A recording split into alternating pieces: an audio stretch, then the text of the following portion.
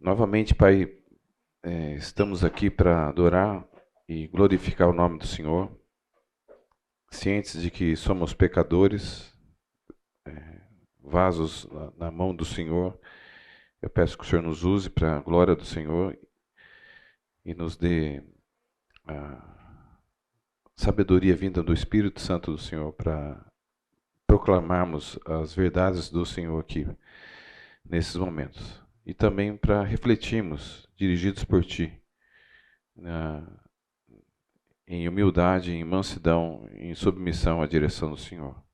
Assim nós oramos em nome do Senhor Jesus. Amém. Voltando ao nosso tema de contextualização do Evangelho, eu não sei quantos fizeram a tarefinha da reflexão. Alguém pensou nesses textos? Não vou puxar a orelha, não. Mas é o seguinte, vamos caminhando. À medida que a gente vai discutindo, dialogando, a gente vai refletindo neles, tá? Opa, sumiu aqui. Será que eu esbarrei em algum lugar errado?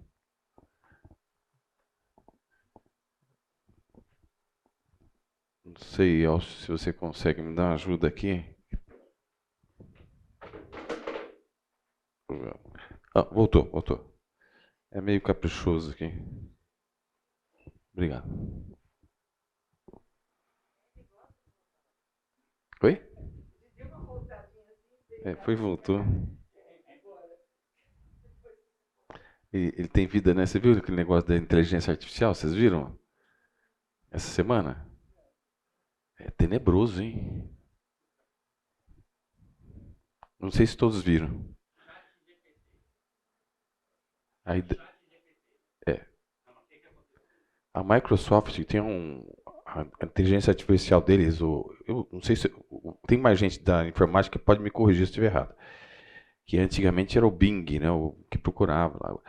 E aí uma entrevistadora, não sei se era coreana, o que era, começou a entrevistar a inteligência artificial. E falou que ela tem vontade própria, a vontade dela era fazer, assim, quando apertada a inteligência artificial na parede, ela foi falando de planos meio maldosos até e é tenebroso. É um negócio assim.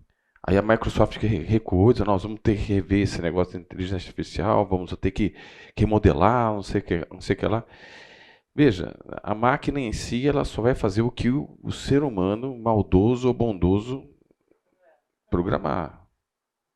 Né? É. Então, talvez seja isso que estava acontecendo. Eu não sou da área, eu sou leigo no assunto, mas é tenebroso. É. Então, misericórdia do Senhor, né? A todo instante. Vamos lá. Dos textos que a gente falou, a gente tinha citado como sugestão para reflexão durante a semana, tem o João capítulo 3 e 4. A proposta era tentar reparar atitudes de Jesus relacionadas à contextualização. Então vamos lá. João capítulo 3, 1 a 21. O que aconteceu lá? Nicodemos. Vocês lembram quem era Nicodemos? Um membro do Sinédrio, um cara rico. Né? Como é que a gente sabe que ele é rico? Ele foi junto com José de Arimateia quando Jesus morreu. E não lembro se eram 45 quilos de ervas aromáticas, eu não lembro bem. Eu sei que é uma quantidade grande de algo caro que ele foi lá e pagou e levou para o enterro de Jesus. José de Arimateia arrumou o túmulo e Nicodemos, ou seja, se na tradição da igreja cristã, o Nicodemos se converteu. Apesar desse encontro ser meio truncado, onde Jesus questionou algumas coisas, falando para ele, olha, você é mestre, porque ele foi procurar Jesus para querer saber, olha, o senhor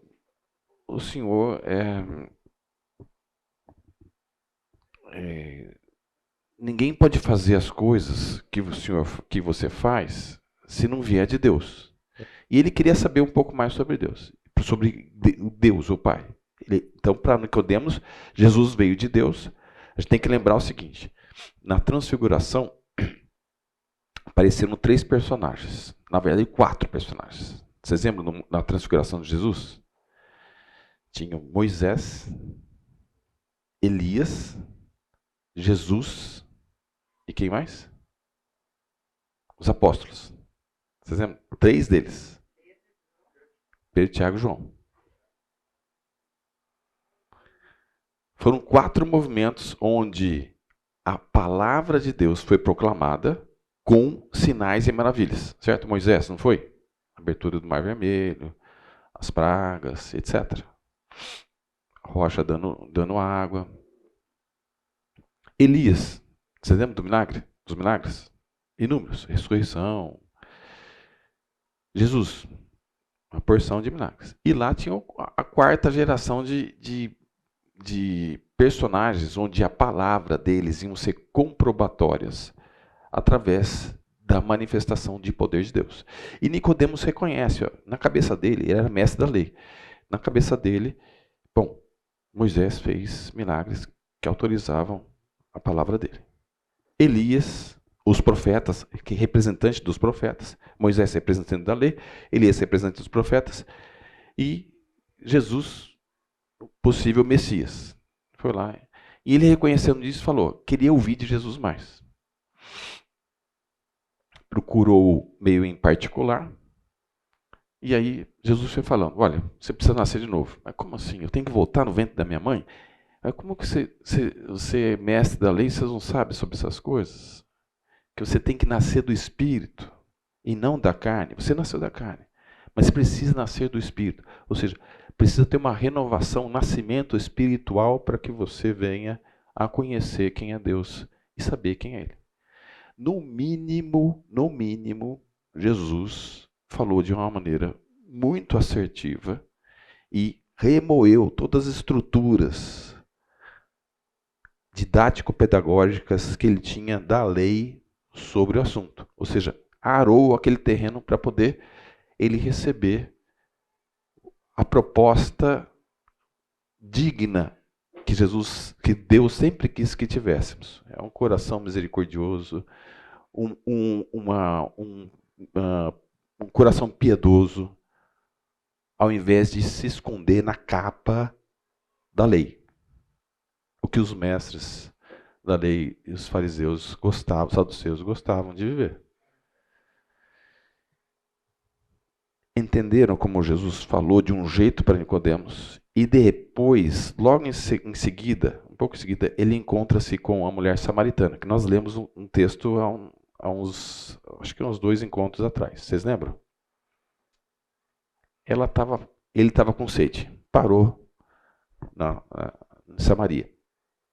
E ela estava buscando água.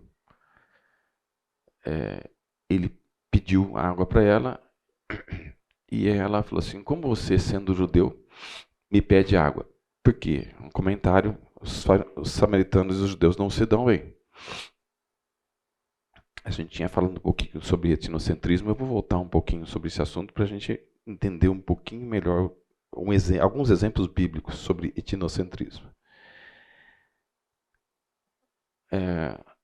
Aí Jesus falou assim: olha, se você soubesse com quem está falando, você pediria água e não eu para você.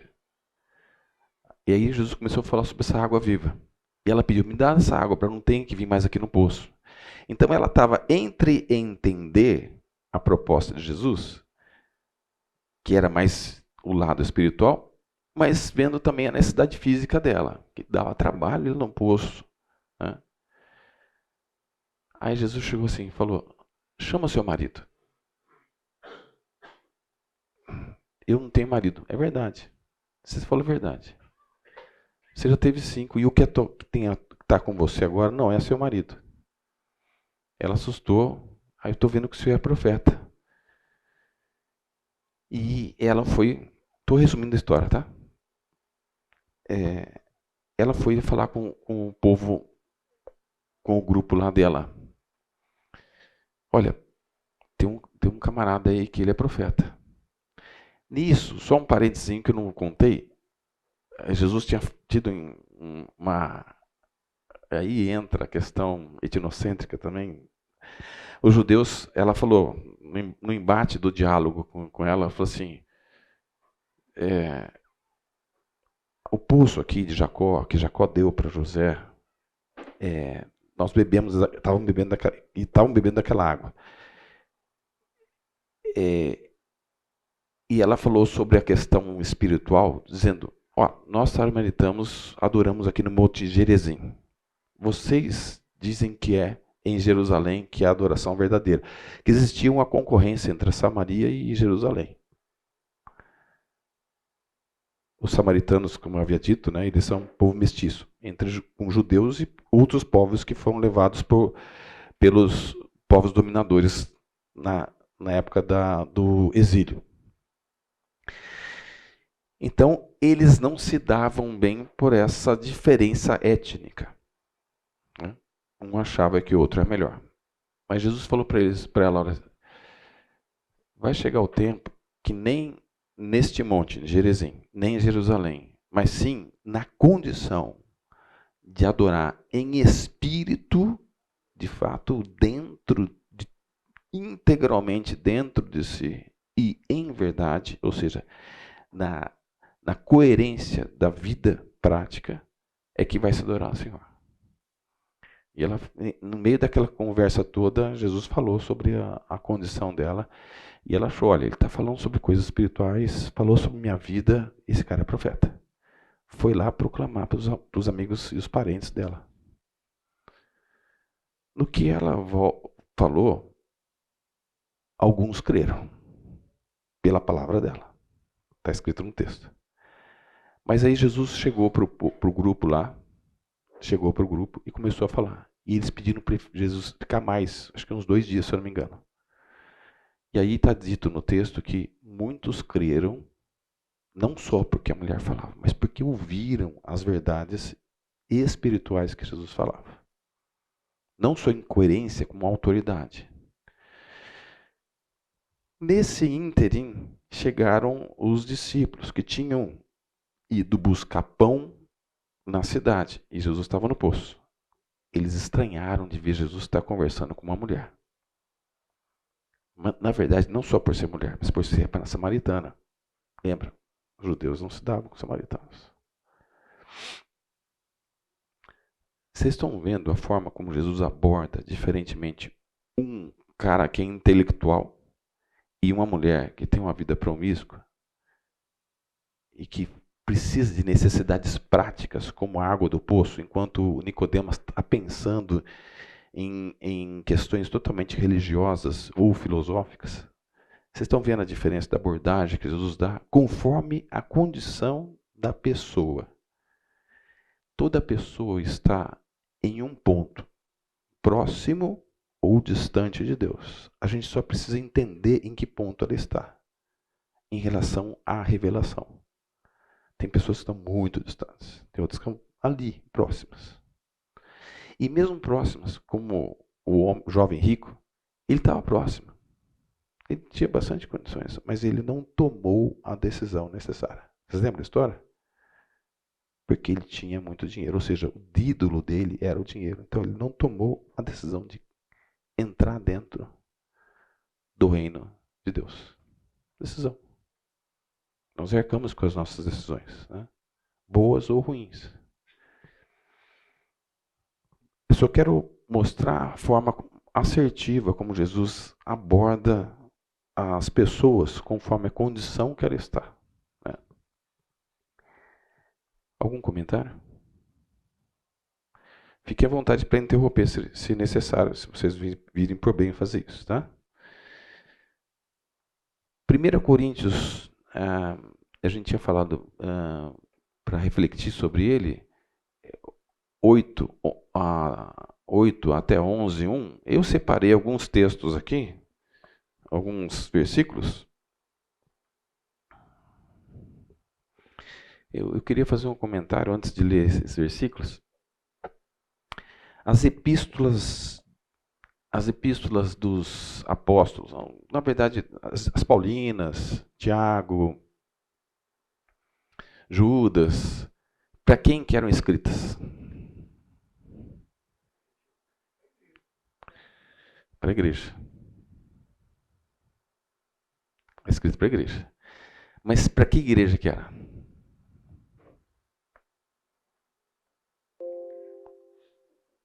Era para uma igreja que vivia, respirava, mergulhada num projeto missionário. Era para uma igreja missionária. As igrejas onde eles estavam eram igrejas que foram preparadas, eram estimuladas a serem missionárias. Missionárias no seguinte sentido: elas estavam dentro de contextos como Coríntios, como Filipos, como Éfeso e como outros locais mais. Os judeus da dispersão, como Paulo falou, que tinham desafios enormes para serem respondidos. Aqui no caso de Coríntios capítulo 8, havia um problema e que precisaria de uma resposta. Estava tendo um problema específico em relação a carnes sacrificadas a ídolos. E aí, come ou não come? E aí mandaram uma cartinha para Paulo. Paulão, o que a gente faz na situação? Entre outras perguntas mais que eles tinham sobre casamento, sobre outras coisas mais, Paulo escreveu. E nessas respostas ele escreveu... Opa, pulou aqui. Ele escreveu algumas coisas interessantes que eu queria abordar com vocês aqui. Coríntios capítulo 8.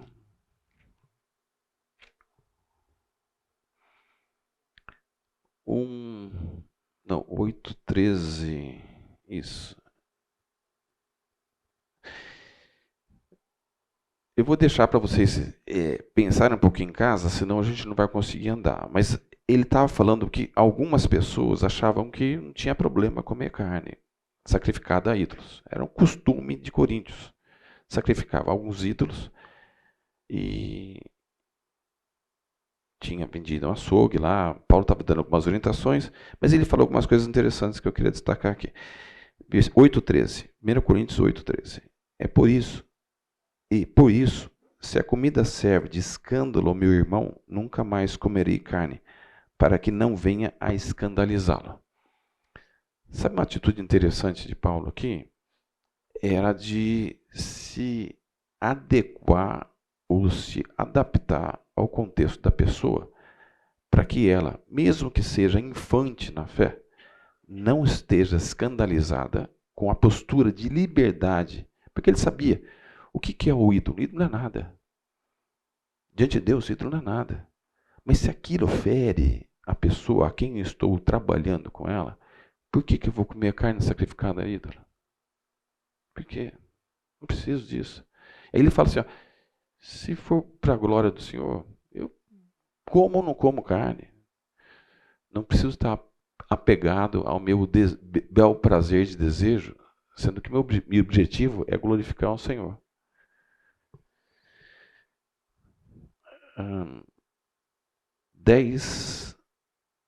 9, 19 e 27. 9. Porque sendo livre de todos, fiz-me escravo de todos, a fim de ganhar o maior número possível. Procedi para com os judeus como judeu, a fim de ganhar os judeus. Para com os que vivem sob o regime da lei, como se eu mesmo assim vivesse. Para ganhar os que vivem debaixo da lei, embora não esteja eu debaixo da lei. Aos sem lei, como se eu mesmo o fosse, não estando sem lei para com Deus, mas debaixo da lei de Cristo, para ganhar os que vivem fora do regime da lei. Fiz-me fraco para com os fracos, com o fim de ganhar os fracos. Fiz-me tudo para com todos, com o fim de, por todos os modos, salvar alguns.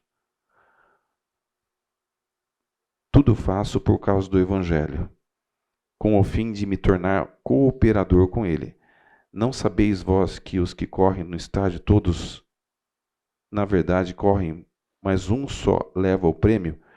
Correi de tal maneira que o alcanceis. Todo atleta em tudo se domina, aqueles para alcançar uma coroa corruptível, nós, porém, a incorruptível. Assim corro também eu, não sem meta. Assim luto, não como desferindo golpes no ar, mas esmurro o meu corpo e o reduzo à escravidão, para que, tendo pregado a outros, não venha eu mesmo a ser desqualificado. Os demais textos, 10 a 31 que eu coloquei, até 11:1, ele fala sobre essa questão também da carne e os limites da liberdade dele, onde ele abria mão da liberdade dele para cumprir a missão dele. Ou seja, ele é um cara de muito foco. Muito foco. Então, eu coloquei algumas coisas aqui. Paulo se esforçava para o testemunho mais efetivo na comunicação, contextualização, identificação, foco em se anular. Peraí, Paulo, mas quer dizer que eu tenho que deixar de ser eu? Não, você não vai deixar de ser você. Você vai simplesmente assumir a identidade sua, fulano, ciclano, beltrano, seja quem for, mas que é cristão, que vai abrir mão, que a proposta do cristianismo é a gente abrir mão de caprichos, de desejos que não cooperam com o reino de Deus. Ponto. É simples. Não tem muito segredo. A tese é essa. Agora, como fazermos isso é debaixo da direção do Senhor, na orientação do Senhor, convivendo com o Senhor, ouvindo a voz dele e obedecendo. Ele vai fazer tudo o que a gente precisa. Buscar primeiro o reino de Deus e a sua justiça, ele vai oferecer não só a gente as coisas necessárias para a gente sobreviver, mas vai dar a gente a comunhão e o poder para vivermos uma vida que o alegre e o glorifique. Nós vamos contar uma história aqui que mostra isso aí. Buscar-me-eis e me achareis, quando me buscardes de todo o vosso coração. Existe um princípio na Bíblia. Busque o Senhor. Ele fala, provai e vede que o Senhor é bom. Bem-aventurado o homem que nele confia. Ou seja, ponha sua confiança nele, que ele vai mostrar para mim e para você quem ele é e o poder dele.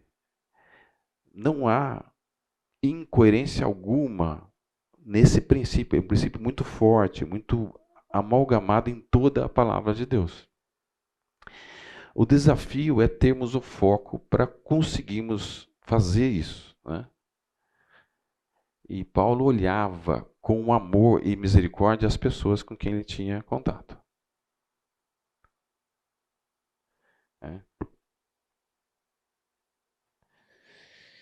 Filipenses acaba coroando um pouquinho esse que a gente está falando aqui, da nossa tarefinha.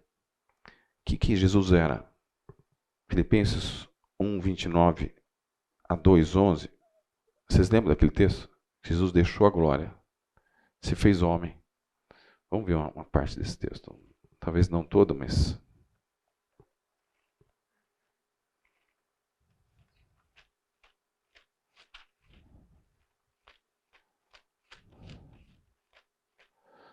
Filipenses...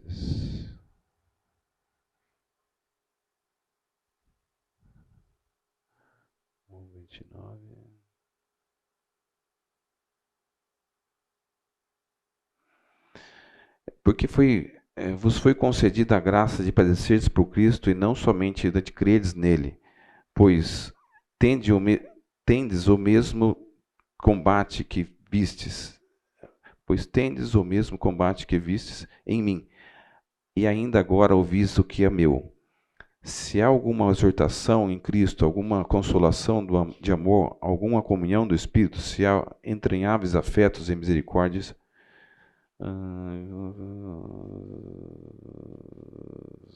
ele fala sobre a questão de partidarismo, a divisão entre eles, mas tende em vós o mesmo sentimento que houve em Cristo.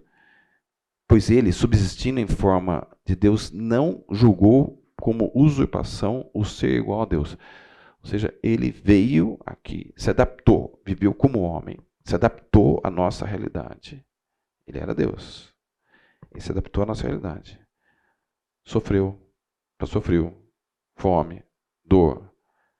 Foi, inclusive, foi insultado, carregou os nossos pecados e cumpriu com a missão. Antes a si mesmo se esvaziou. Será que a gente está disposto a esvaziar-nos, a nos esvaziarmos dos nossos caprichos, dos nossos desejos, das nossas picuinhas, para cumprir a missão de sermos cristãos e testemunharmos do amor de Cristo? Será que a gente está disposto a fazer isso? Só que é o que Paulo está orientando lá para os filipenses.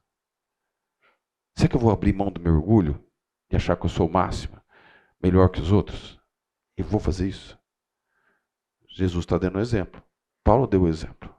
Aliás, a gente teve uma discussão interessante semana passada, não sei se foi no intervalo, no final da aula, onde Paulo falou assim, todo o conhecimento que ele tinha, nós vamos ver um pouquinho sobre o conhecimento dele, eu considero como esterco, pelo fato de poder ganhar Cristo. Não só ganhar, e andar debaixo da sabedoria de Cristo. 1 Coríntios 2 fala sobre isso também. Então, acho que a gente tem que, por vezes, reavaliar a nossa zona de conforto. Hoje a nossa sociedade é muito hedonista. Ele defende que eu tenho que ter conforto de tudo quanto é jeito. O mais conforto, o melhor possível. Tanto é que os carros hoje eles saem tudo eletrônico. Você não faz quase nada. E daqui a pouco vai ter carros realmente que os carros vão fazer tudo por nós. Nós vamos sentar lá, ele vai só conduzir.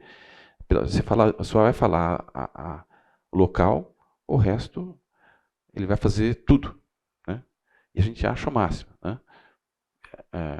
E aí entra aquela questão da inteligência artificial que a gente falou aqui. Será que a gente está entendendo que nós somos servos e não precisamos ser servidos? Jesus ele veio para servir e não para ser servido. E ele deu esse exemplo para que a gente aprendesse desse exemplo. Para viver assim, essa atitude de servo. E servo envolve humildade, mansidão, submissão aos princípios, valores e às ordens do Senhor. Está claro para todos nós, né? Então, como consequência, por fato de ter feito tudo o que ele fez e foi obediente até a morte de cruz, eu vou abordar sobre essa questão da morte daqui a pouco, não só para Cristo, mas para nós. Ele foi obediente até a morte de cruz, pelo que também Deus o exaltou sobremaneira e lhe deu um nome que está acima de todo nome, para que ao nome de Jesus se dobre todo o joelho nos céus e na terra e debaixo da terra. E toda língua, confesse que Jesus Cristo é o Senhor, para a glória de Deus Pai. E a língua faz parte da cultura, que a gente estava abordando na semana passada. Tá? Ou seja, reforçando a ideia de que nós seremos recompensados, como Jesus foi recompensado,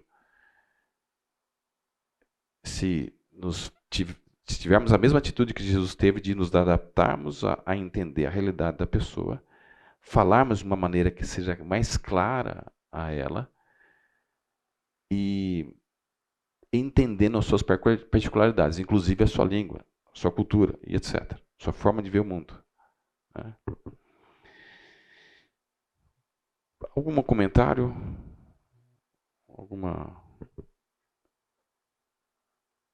Podemos continuar? Antes de continuar, com o avanço aqui, eu conversei depois com a Rosângela, ela me deu um toque sobre o que eu não estava entendendo, que até o Rafael colocou sobre etnocentrismo. Existem, dentro de um microcosmos meu, estou falando de mim, e eu dei alguns exemplos disso, quando eu contei a história da Debreci, quando eu contei uma outra história também sobre que eu tinha visão meio fechada, meio obtusa sobre a realidade, o pensamento e os valores do outro. Sim, contei aquela história lá do aparelho que a gente comprou em Brasília, né? É um microcosmos onde, de uma certa forma, nós vemos que aspectos da nossa cultura, da nossa forma de ver, é melhor do que a do outro. Mas culturalmente nós temos isso de uma maneira geral, global. Talvez nem todos, mas de uma forma global nós temos isso. Vocês lembram da história de em Atos, capítulo um pouquinho antes da conversão de Paulo, Atos capítulo 8, se eu não me engano, teve algumas coisas interessantes. Eu não vou ler tudo, porque senão eu vou só comentar as histórias. Vocês devem lembrar sobre isso, né?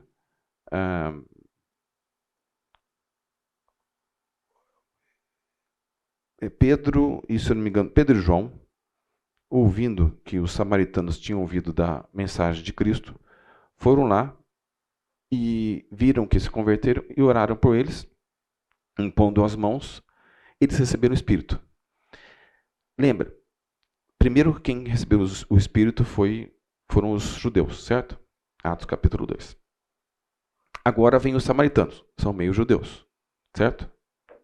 Até aqui tudo bem? Até teve um evento lá do Simão Mágico, que queria aquele poder que Pedro e João tinham. E falou assim, olha, o que o seu... E ofereceu dinheiro, o que o seu dinheiro e você vão para o inferno, né?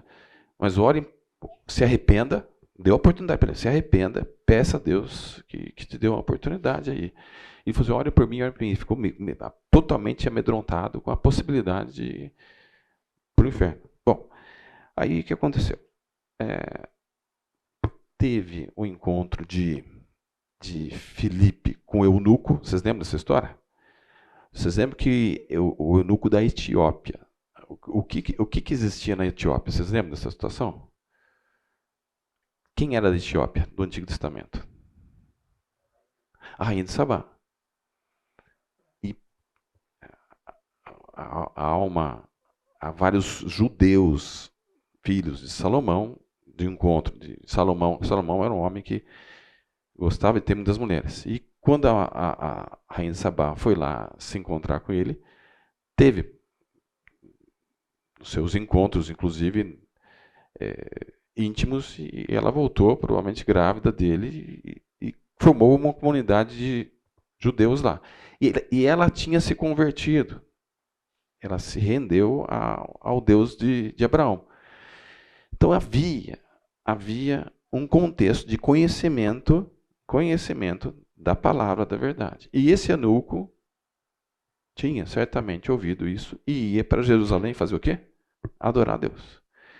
Mas ele estava voltando na sua carruagem, com sua comitiva lá, talvez, e no livro de Isaías não estava entendendo. E Deus tinha mandado Filipe, vai lá para ele, conversa com ele, se aproxima dele.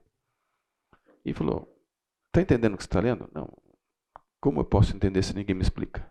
Se ninguém me explica. Aí, a necessidade de comunicar de uma maneira que ele vai entender. E fazer a ponte de ligação. Quem era Jesus? Era o Messias prometido por Deus para a salvação. Ele morreu em meu lugar, em seu lugar, mas Deus o ajudou a vencer a morte, decretando o fim da morte e do pecado sobre a humanidade. E o eunuco falou assim, tem água aqui, que me impede de ser batizado? Ah, vamos lá, batizou. Foi para... Deus enviou Filipe para outro local. Aí, teve uma coisa interessante.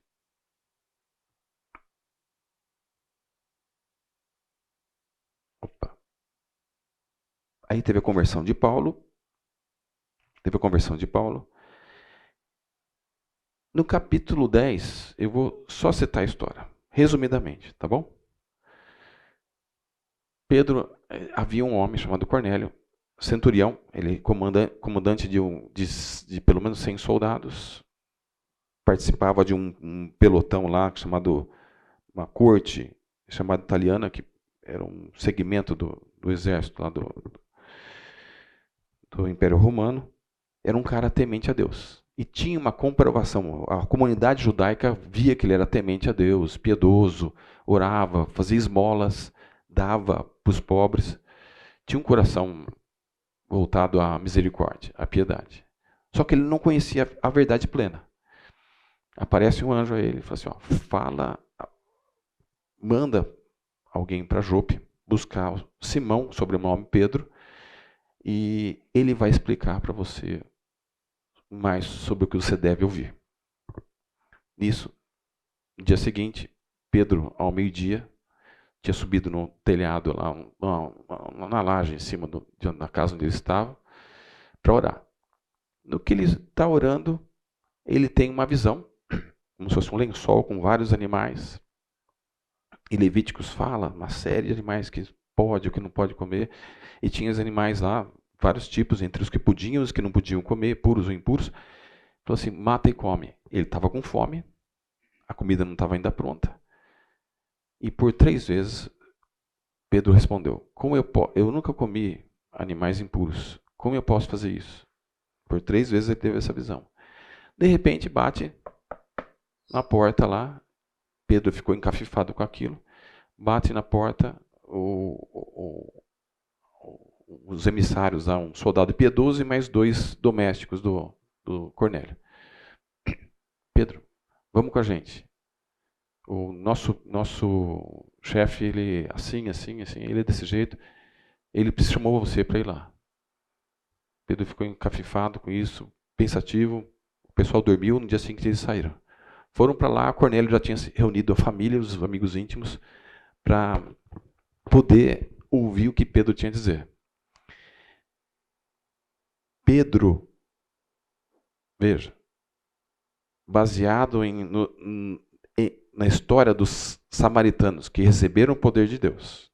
Na verdade, aquela história da mulher samaritana lá antes, os discípulos já ficaram meio encafifados com Jesus. Olha, ele está conversando com uma mulher, mas também era com a atitude de ser uma samaritana. Né? Havia um certo repulsa. Né? Quando eu contei a história eu não sei se eu contei a história do bigato aqui, bicho do pau. Contei essa história? Deixa eu contar essa história porque ela envolve Opa. Acho que ele ficou bravo com aquela questão que eu falei da inteligência artificial.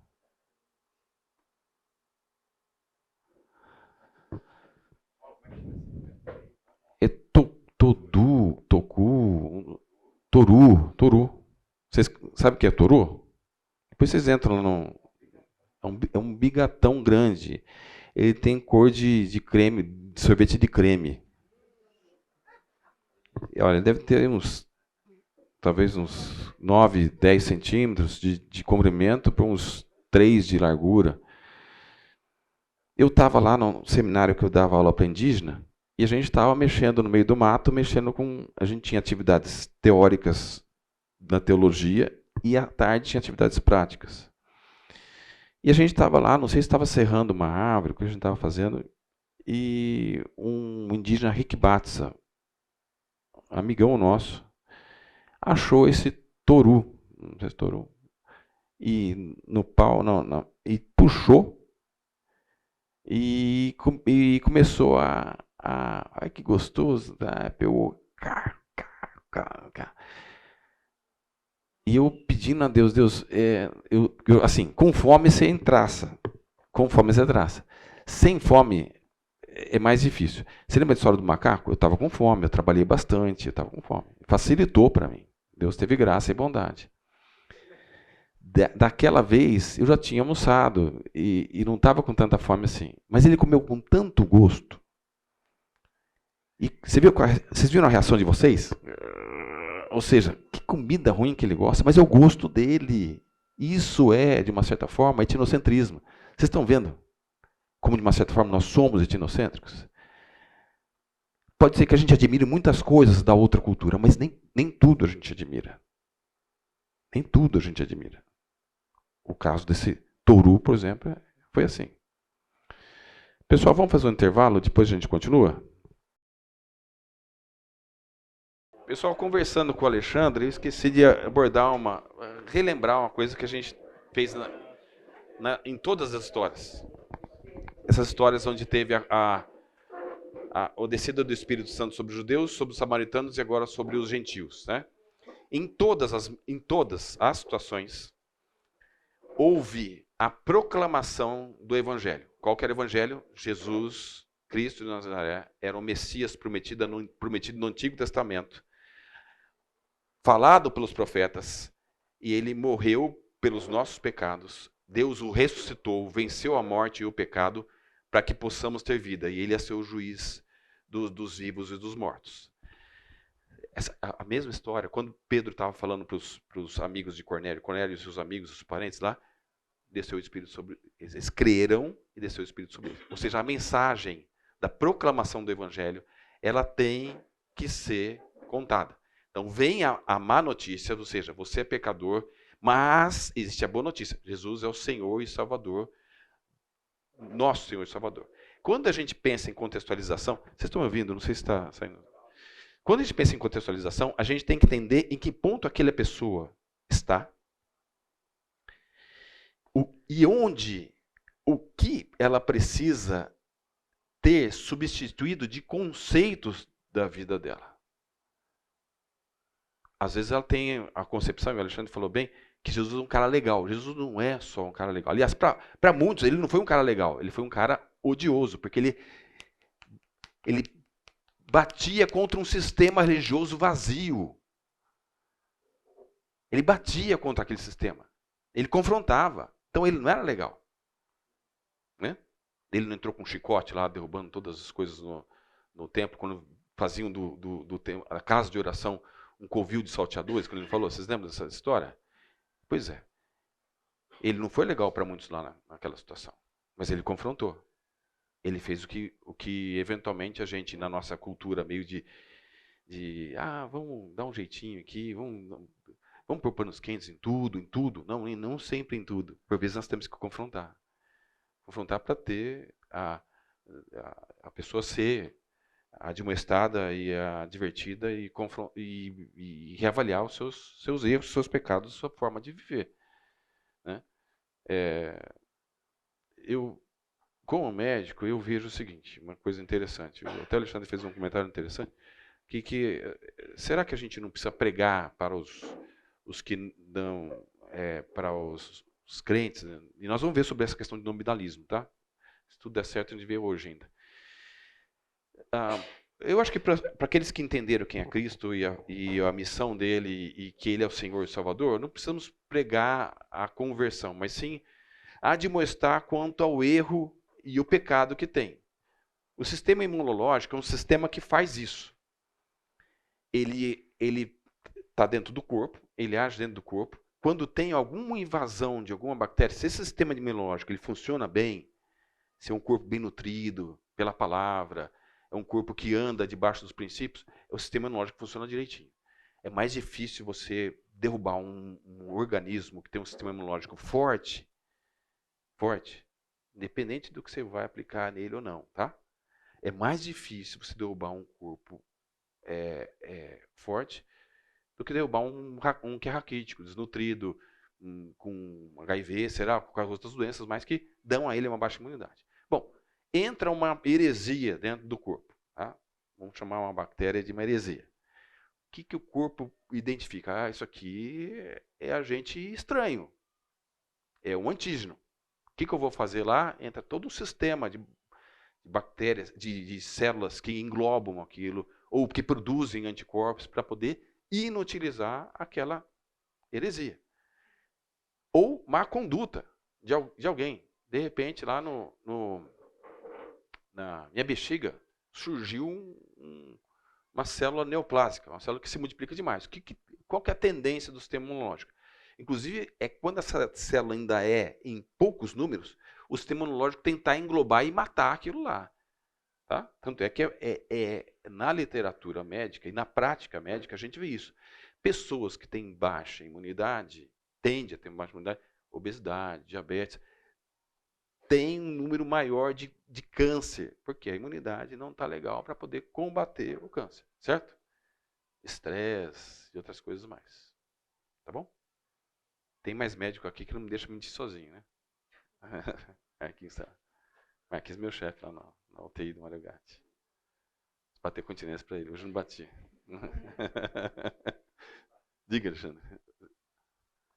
Impressão minha, não sei se é verdade, mas às vezes eu tenho a impressão que é menos heresia e mais falta de conhecimento. Pode ser. A gente aqui é muito mal acostumado, porque nos é apresentado muita possibilidade de conhecer. Mas em ambientes que estão fora daqui, parece que falta ensino, a gente ter capacidade de comunicar o evangelho. Tá. E aí eu concordo com você. Por isso que a palavra de Deus, ela é alimento para a nossa alma. Se a gente não se nutre da palavra, é igual um sistema, um corpo que se você não come bem legumes, verduras e frutas, alimentos saudáveis. Se você só se entope de porcariada, alimento industrializado, conservante, açudante, corante, estabilizante, você se entope disso aí, você tem certeza. Aliás, a gente está vendo um aumento de câncer de uma maneira significativa. A gente está vendo um aumento de câncer. Eu sou formado há 30 anos. Não, sem brincadeira. Inclusive, eu comentei com o Marquinhos, mas estou espantado com a quantidade de câncer de encéfalo que a gente tem visto aparecer lá na UTI. É um negócio impressionante. Não era assim. Trabalhei num hospital que tinha uma demanda muito grande, o Hospital Santa Marcelina. Fiz residência lá, trabalhei um tempo lá. A demanda específica para esse tipo de tumor, não adianta os mais novos falar assim, é normal, e não é normal nada. Eu tenho uma clareza do que era 30 anos atrás e o que está tendo hoje. O que será que está acontecendo? Piorou nossa alimentação? Temos mais radiação? É celular? A gente não sabe ainda. Eu não sou cientista, sou pesquisador. Eu sou um médico que trabalha no dia a dia, que usa do que a ciência produz para eu poder fazer minha prática médica. Mas só que eu tenho uma observação, eu tenho princípios sobre a ciência e observo, olha, tem uma coisa que está acontecendo que não está errado. Alguma coisa não está certo, está acontecendo algum um evento aí que a gente não sabe o que é. Então, a palavra, ela é alimento para as nossas almas. Sem palavra, não tem dúvida, você tem um sistema imunológico vazio ou fraco. Ele não vai resolver esses problemas. Ele não vai encarar um câncer ou uma infecção mais grave. É o que a gente vê na prática médica também. O cara desnutrido é mais difícil. E não adianta a gente querer achar, vou dar um monte de antibiótico para resolver. O sistema imunológico é sempre o protagonista da história. Os antibióticos ajudam, a gente dá suporte e outras coisas mais ajudam, mas o sistema imunológico é importante. Então, sem palavra. Então, as pessoas muitas igrejas estão se ocupando com muitas shows, com muitas outras coisas assim, que eventualmente atraem as pessoas, mas não tem sustentação nutricional. Né? E aí, o sistema imunológico vazio. Né? Não sei se você concorda.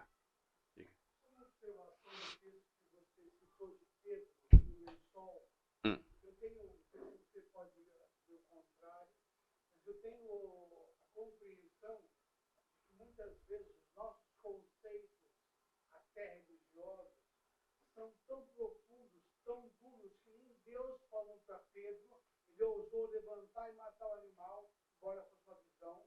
Ele teimou com Deus por 3 vezes, não entra na minha boca animal imundo.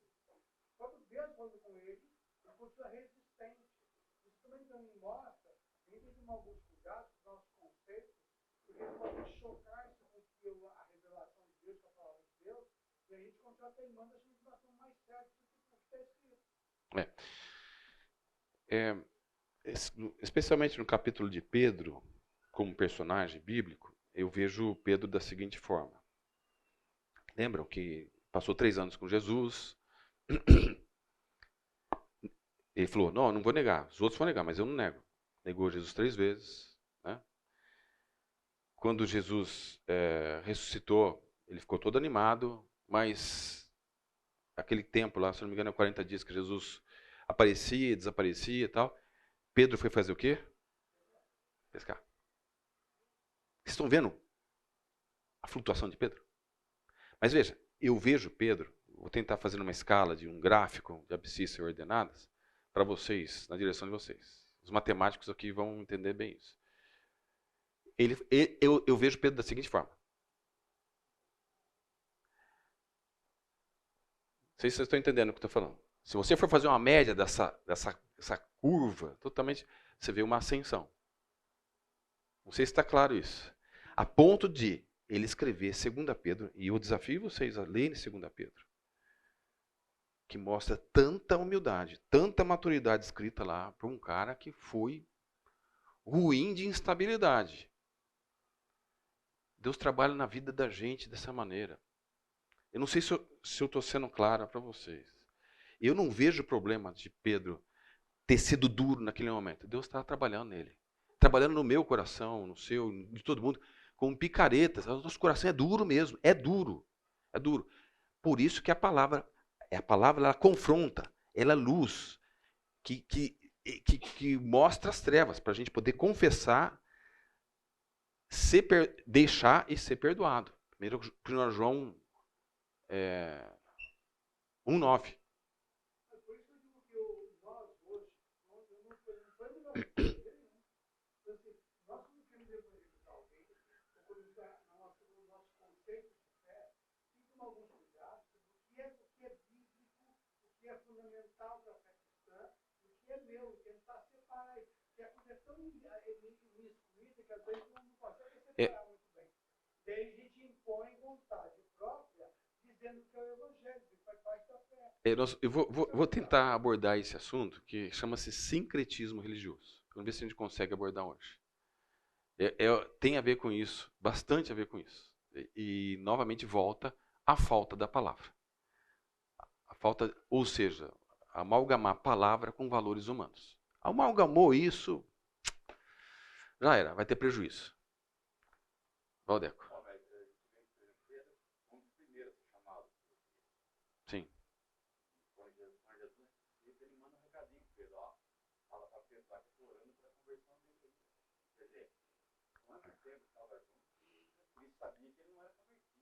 E tem mais coisas. Tem uma história. Pedro é um capítulo interessantíssimo. Pedro é um personagem de bastante desafio. Veja, lembra em Atos 2, quem pregou lá em Atos 2? Pedro. Ele viu a conversão de milhares de pessoas. Viu ou não viu?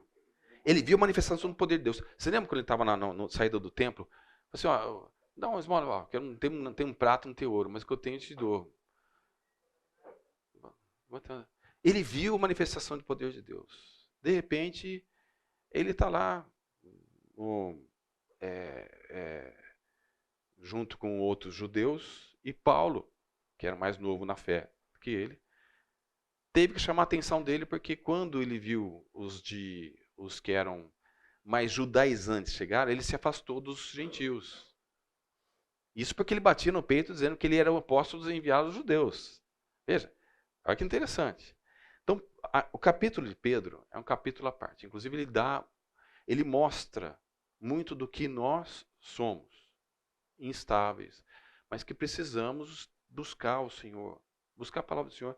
Ela vai nos depurar, ela vai nos purificar, vai nos dar mudanças fundamentais. Nós não valemos nada. A gente tem que entender que nós somos miseráveis pecadores.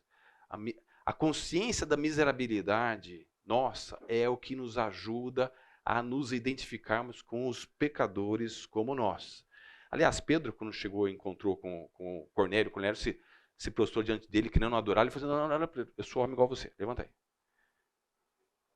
Eu sei que eu sou melhor porque eu sou judeu, mas eu sou homem igual a você. Para um corintiano eu trato assim também, né? Mas a questão principal é que para a gente se identificar, a gente precisa ter noção que nós somos miseráveis pecadores. Eu vi uma ilustração interessante, eu não lembro quem contou ou que eu vi, que evangelizar é você entender que você é um mendigo, que você descobriu onde tem pão e vai falar para outro mendigo onde está o pão. Deu para entender? Então nós não somos gente boa como a gente acha que a gente é.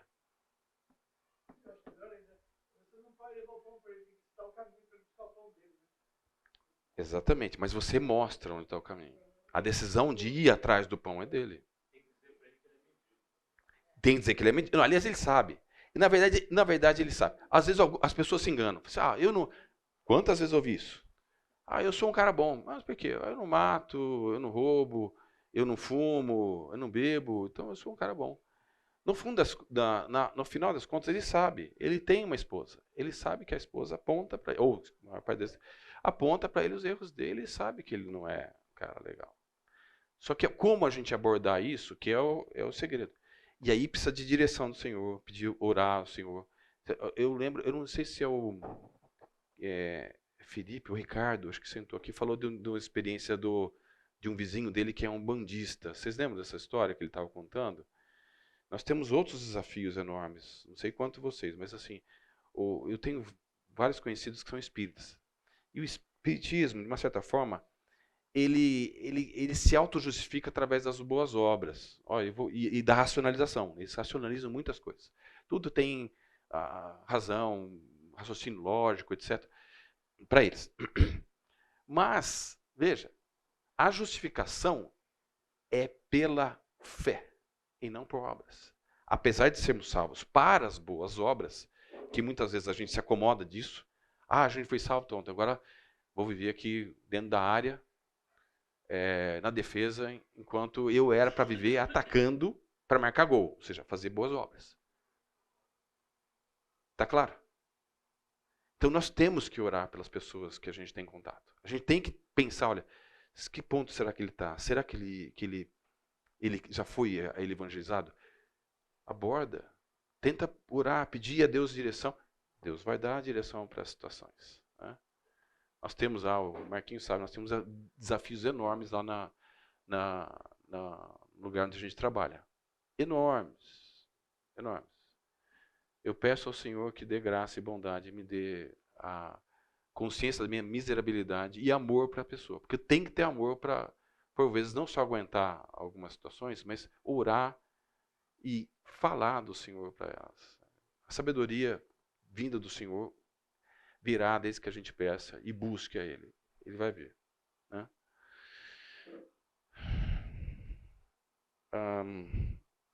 Deixa eu ver se eu consigo andar um pouquinho.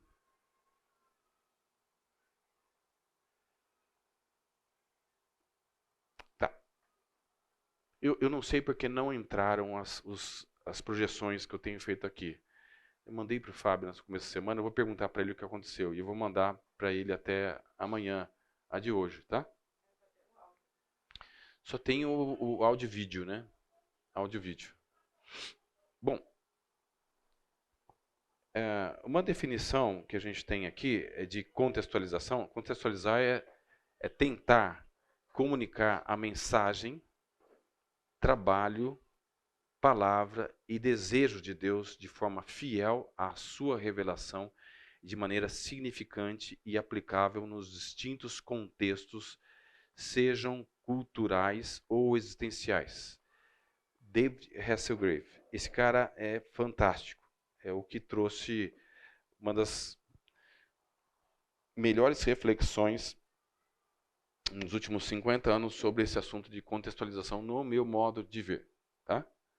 E aí ele cita 1 Coríntios 9.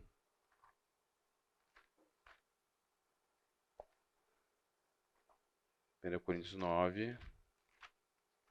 Acho que eu já li esse texto aqui. Hoje, 18 a 23. Nós já lemos.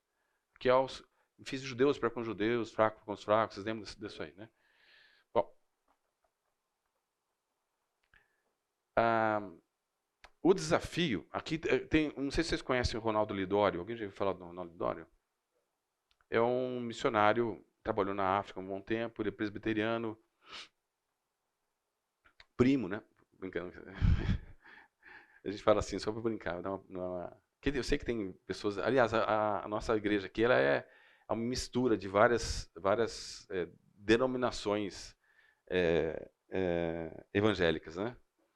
Mas eu conheço o Reinaldo pessoalmente, tinha uma certa proximidade com ele, porque a gente trabalhava no meio missionário indígena. E ele tem um livro que eu citei na bibliografia, tá? O contextualização, para ele, é um desafio que é comunicar o evangelho de forma teologicamente fiel, e aí entra aquilo que a gente está falando sobre a mensagem pura, teologicamente fiel, ao mesmo tempo humanamente inteligível e relevante. Tá? Queria dar 2 exemplos aqui, um deles eu não vou falar, eu vou pedir para que vocês assistam um vídeo. Deixa eu ver se eu... Vai estar, acho que na tarefinha de hoje. Deixa eu ver. Tá. Vai estar na tarefinha de hoje. É o item 3 aqui. Tá? Ponham lá no YouTube. Tirem foto dessa tarefinha aqui já. Vou deixar a tarefinha já pronta para semana. Porque eventualmente não vai estar no site. Assistam esse vídeo aí, ó, chamado Ital. A emocionante evangelização do povo Mook. Só você pôr esse tema no YouTube que vai aparecer o vídeo. É um vídeo de 53 minutos. Se você quiser, põe na velocidade 1.5, para que você não gastar muito tempo, que ajuda você, e dá para entender, tá? Dá para entender bem. Eu fiz esse teste hoje, dá para entender, tá? Tem a parte 1 do vídeo e tem a parte 2. Nesse vídeo tem as 2 partes, tá? Depois a gente vai falar, na semana que vem, falar um pouquinho sobre esse vídeo, tá? Tem a ver com o que a gente está tentando falar aqui agora. E as outras 2 tarefinhas a gente lê esses textos aí, pensar sobre a contextualização. Atos 13, 14 a 52, Atos 17, 16 a 34. Tá bom? Bom, dada a tarefinha já, eu posso... Eu não vou contar a história do Ital. Vou deixar para vocês assistirem depois. Vou contar uma experiência que nós tivemos lá em Mato Grosso, quando eu trabalhei com indígenas. Era um centro de treinamento para indígenas. Bom, eu já tinha estudado teologia, com ênfase em missões. Eu tinha feito um curso de antropologia e linguística em Brasília, aplicado para o trabalho de transcultural. Morei entre os Yanomamis 3 anos. Continuei envolvido com o meio indígena e fui trabalhar com esse centro de treinamento AMI, que é como se fosse um seminário para indígenas. A ideia é a seguinte: se eu tenho que pregar o evangelho para as pessoas de outra etnia e outra cultura, é mais fácil eu ensinar a palavra de Deus para esse camarada. A proposta era essa: ensinar a palavra de Deus para esse cara, e esse cara ser missionário lá, entre o povo dele. Porque ele não tem diferenças culturais, linguísticas, como eu tenho. Tá? A proposta era essa. Bom, chegando lá, conheci um currículo totalmente literalista. Como assim, Paulo, literalista? É um currículo nosso, do mundo ocidental. Só que os indígenas eles têm um aprendizado baseado na tradição oral, na oralidade. Eu já conhecia o Ital e toda a proposta da oralidade, é um capítulo à parte, sobre a teologia bíblica da oralidade. Aliás, vocês viram que eu contei muitas histórias aqui. Eu estou aplicando uma teologia da oralidade aqui. Tá? Dentro das histórias existem conceitos, existem valores que são coerentes com os princípios sistemáticos também. Tá? Dentro da teologia existe entre aspas, uma certa divisão entre os que dão ênfase à teologia sistemática, ou seja, que trabalham com doutrinas, sistematiza toda a Bíblia, e os que trabalham com teologia bíblica, num processo de revelação contínua. Tá? Eu sou mais para a teologia bíblica. Talvez tenha pessoas aqui que são mais pela teologia sistemática. Só sei que é o seguinte: a teologia bíblica ela não é incoerente com a teologia sistemática. Por vezes a teologia sistemática, no meu modo de ver, tá? Ela não responde coisas que a teologia bíblica responde. Toda cultura tem dúvidas. Por exemplo, Yanomami, o infanticídio entre eles. Você acha que casa bem isso na cabeça da mãe? Não casa. Mas é culturalmente aprovado. A Bíblia tem resposta para isso? Tem. Há uns 10 anos atrás, mais ou menos, surgiu um conflito lá na região de Mato Grosso do Sul. Os terenas estavam com um problema de terra. E eram terenas cristãos. Problema com fazendeiros, tal, aquele negócio de disputa de terra. Aí, não, que a gente tem que ensinar o pessoal a fazer isso, fazer aquilo. Aí eu cheguei e desafio o indígena que estava falando sobre o desafio que eles tinham lá. Você já fez um levantamento do que Deus fala sobre a terra? Ele assustou. Como assim? Ué, na Bíblia fala sobre a terra. A quem pertence a terra? A quem dá da terra? Então, vale a pena pegar, ver o que Deus fala sobre a terra. De quem que é a terra? E para que ela serve? Né? Sobre a questão dos espíritos aqui, né? Existem poucos livros. Inclusive um padre escreveu um livro sobre a questão do espiritismo, mostrando para os espíritas, para os católicos, na verdade, os furos do espiritismo. Esse padre, na verdade, queria evitar um sincretismo religioso, que existe muito forte hoje. Você vê que muitos espíritas são católicos, são batizados. Ele continua sendo espírita, mas batiza o filho na igreja católica também. Né? É o sincretismo religioso, que a gente vai falar sobre isso. Se tudo der certo ainda hoje um pouco. Então, a Bíblia responde. A palavra de Deus responde a muitos desafios que nós temos hoje para, na verdade, todos os desafios da cultura. Os nós da cultura. Só basta a gente ir lá, estudar e ver o que Deus está falando sobre a questão. Envolve garimpo? Envolve garimpo. Vocês lembram que quando teve aquela situação em Atos, se não me engano, Atos 6, que estava pesado para os apóstolos fazerem a divisão dos bens lá para a comunidade nova que se formou, eles separaram diáconos para que eles pudessem se concentrar na palavra e na oração. Vocês lembram da situação? Para poder fazer a questão do garimpo. E ver como é que a palavra de Deus ia responder em relação aos desafios que iam aparecendo. Como Paulo fez com os coríntios. Os coríntios escreveram para Paulo, e Paulo foi escrevendo lá sobre isso, sobre aquilo, sobre carne sacrificada a ídolo, sobre os dons, etc. Foi escrevendo lá. Tá? Tá ok? Então, quando a gente chegou lá, eu pensei, nesse currículo aqui não tá funcionando. Porque eu vi os caras lá sem entender nada do que não estava lendo. Ou estava aprendendo. Currículo muito literalista, duro. A apostila de Coríntios, por exemplo, era um negócio desse calhamaço, assim. De 1 Coríntios. A segunda também, grande, grossa. Esses caras não sabem ler direito. Eles são de tradição oral. Conversei com o diretor, que era pedagogo, um americano, e falei, Daniel, amigão nosso, ele sabia da experiência que a gente tinha com o indígena. Falei, vamos rever essa questão do currículo? Puxa, eu estou ansioso para fazer isso. Montamos um grupo formado por 2 americanos, um suíço, um indígena e eu. Nós fizemos uma reformulação do currículo, fazendo com que ele, lógico, a gente não tirou só da nossa cabeça, a gente estudou bastante, inclusive ferramentas da pedagogia, da andragogia, da linguística, da antropologia e Bíblia. Como é que Deus faria na situação? Formatamos um currículo onde, em 3 anos, ele partiria. A gente parte do conhecido, onde é que é? A gente trabalhou no primeiro ano só com histórias da Bíblia. Histórias da Bíblia. Numa cronologia, como tinha a proposta do Itaú, que vocês vão ver. Estou desafiando vocês a ficarem curiosos aí.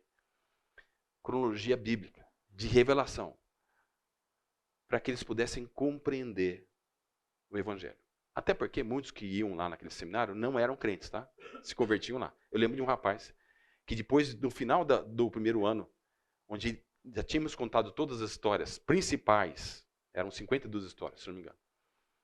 Ele foi na minha casa, Paulo, eu queria conversar.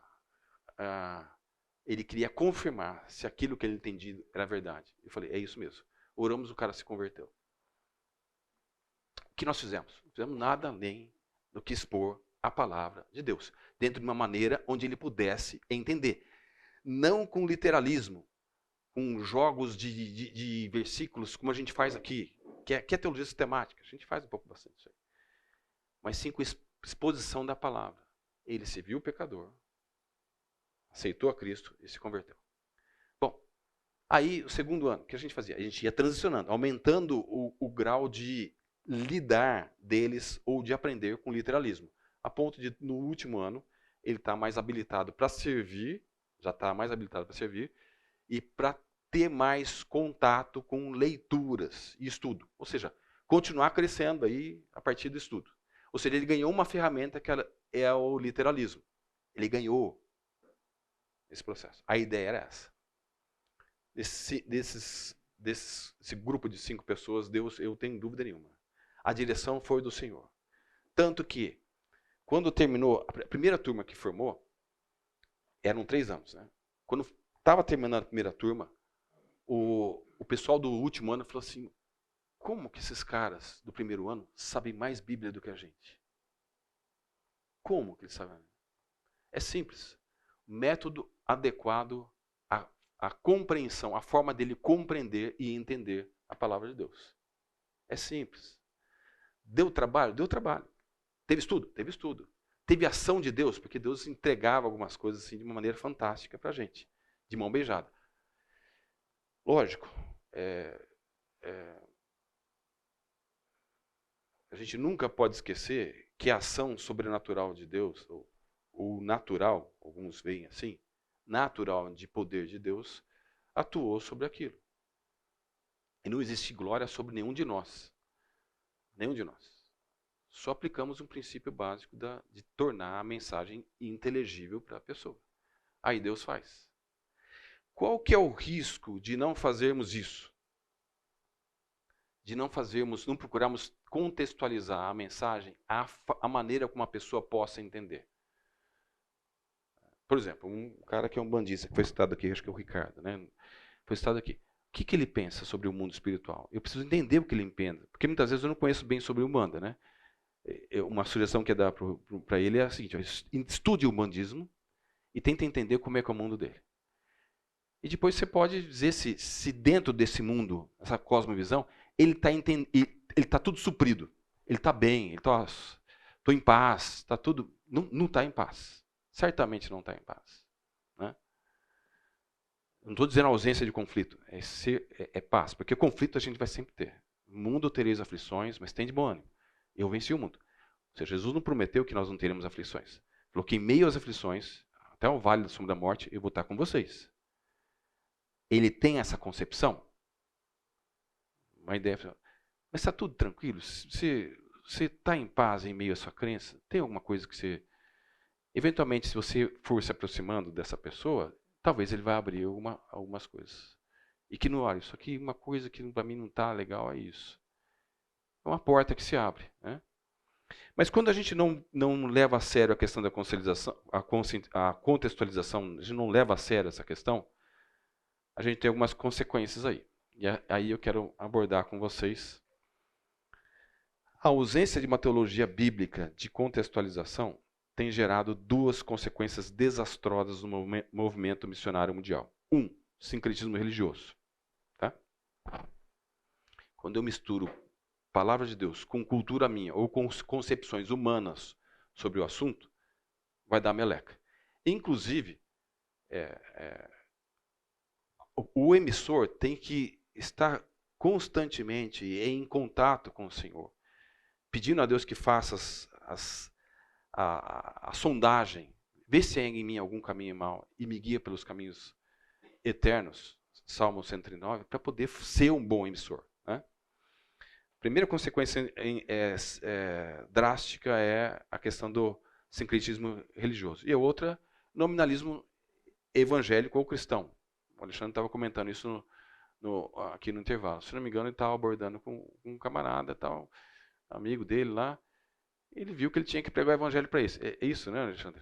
Mais ou menos. Por aí. Fiquei na dúvida. Ficou na dúvida. Ele tem que pregar o evangelho para ele. Porque ele, apesar de frequentar a igreja, ele acha que é um gueto legal, é um grupo legal. Né? É um grupo onde muitas vezes a gente se esconde. Porque é um ambiente gostoso, é um ambiente protegido de uma certa forma. Né? Que dá uma certa proteção, dá um certo conforto para a gente. Né? Vai ser mais difícil você ser trapaceado, acontece. Vai ser mais difícil ser roubado.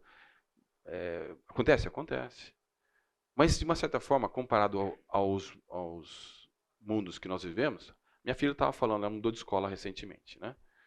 Ela saiu de uma escola cristã e foi para uma escola não denominacional, não confessional. Falei, pai, como os professores falam um nome feio. Como os colegas, eles têm assuntos fúteis. O que você fez no fim de semana? Ela falou, toda contente. Fui para a festa de aniversário do meu pai e fui para a igreja participar do culto. O grupinho de roda deles riu dela e falou, não, eu fui na balada, fui fazer isso, fui tomar 17 anos. Fui fazer isso, fui ficar com sei com quem. É outra vibe, como o pessoal fala, né? Então, o nominalismo, então, são duas consequências difíceis. Vamos lá. Sincretismo religioso. Sincretismo religioso é uma síntese entre a fé cristã e outras religiões. A mensagem bíblica é progressivamente substituída por pressupostos e dogmas não cristãos. Ou seja, o muro que já tinha seus problemas, ainda colocam outros problemas mais, certo? Outros tijolos mais podres. Vocês lembram que eu tinha usado essa figura? Pressupostos não cristãos. E as expressões cristãs da vida religiosa de adoração, do testemunho e da ética conformam-se cada vez mais àquelas da parte não cristã no diálogo. Bruce Nichols. Deixa eu falar uma coisa interessante, eu já falei sobre infanticídio aqui, pelos crentes, mas vou explicar um pouquinho mais sobre isso. Eu estava na aldeia, era novo na aldeia, e a gente jogava, sexta-feira à noite os missionários se encontravam, a gente jogava um jogo chamado Shanghai, um jogo de cartas que os americanos gostam de jogar, não sei quantos conhecem, mas era um jogo interessante. E aí veio um mucura, tipo um gambá, que subiu lá na casa da missionária onde a gente estava lá e tal. E aquele gambá, segundo elas, ia todo dia lá mexer no azeite dela lá e ia tomar o azeite da missionária. Falei assim, deixa eu flechar esse gambá aí. Eu gostava de brincar com arco e flecha com a meninada, é uma maneira de me relacionar com as crianças, né? Porque as crianças treinam desde pequeno um arco e flecha. Né? E eu aprendi a flechar com eles, né? Vou pegar meu arco e flecha lá e não ia dar um tiro lá no telhado de alumínio da moça, né? Mas deixa eu flechar aqui.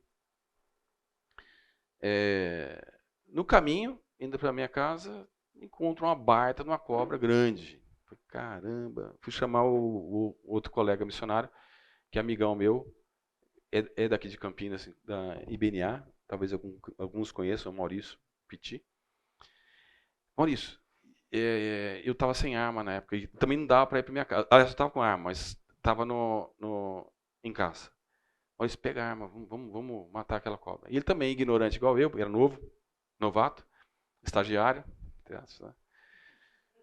Estagiário é um negócio interessante, né? Outro capítulo à parte. Mas enfim, a gente foi lá, o Maurício deu 2 tiros com a cartucheira de 20. Aí a gente todo contente, matamos uma cobra enorme, poderia machucar alguém. E a gente jogou num lugar era o local de lixo, né? Só para terminar essa história, a gente já termina, tá? A gente já acaba aqui. No dia seguinte, os indígenas chegaram assim: Paulo, o que você fez? O que eu fiz? Matei a cobra. Você matou Jesus? Como assim matei Jesus? A jiboia era uma cobra boa. Por quê? É uma cobra que come cobras venenosas. E o ignorante aqui não sabia disso. A Ourikjai, que era não tem cascavel lá, era a jararaca, não era sogra não, era a jararaca. Ela é o diabo. Atrás do espírito, veja, o mundo animista, os Yanomamis fazem parte disso, atrás de qualquer animal, ou um tronco de árvore, uma pedra, tem um espírito que pode ser bom ou mal. A jiboia é um espírito bom. É aquilo que a gente estava conversando no intervalo, Alexandre, que muitas pessoas veem Jesus como bom, porque há um sincretismo religioso. Eles não o veem como salvador do mundo. E veem lá a Ourikjai ou a jararaca como o diabo. E não vem como Jesus, vem uma briga, lógico, a jiboia sempre come a jararaca. É maior do que a jararaca. Só que não está no nível de soberania que a revelação mostra. De salvação do mundo. Entenderam? A mensagem caiu, porque não ficou claro para eles quem era de fato Jesus. E para associar Jesus com alguém da cultura deles, ligaram com quem? A jiboia. Sincretismo religioso. Eu tinha falado sobre o catolicismo e o espiritismo. Pessoal, obrigado pela atenção de vocês. Eu peço a Deus que nos dê uma boa semana e boa reflexão e pensar em desafios de como a gente contextualizar melhor a pregação do evangelho às pessoas próximas de nós.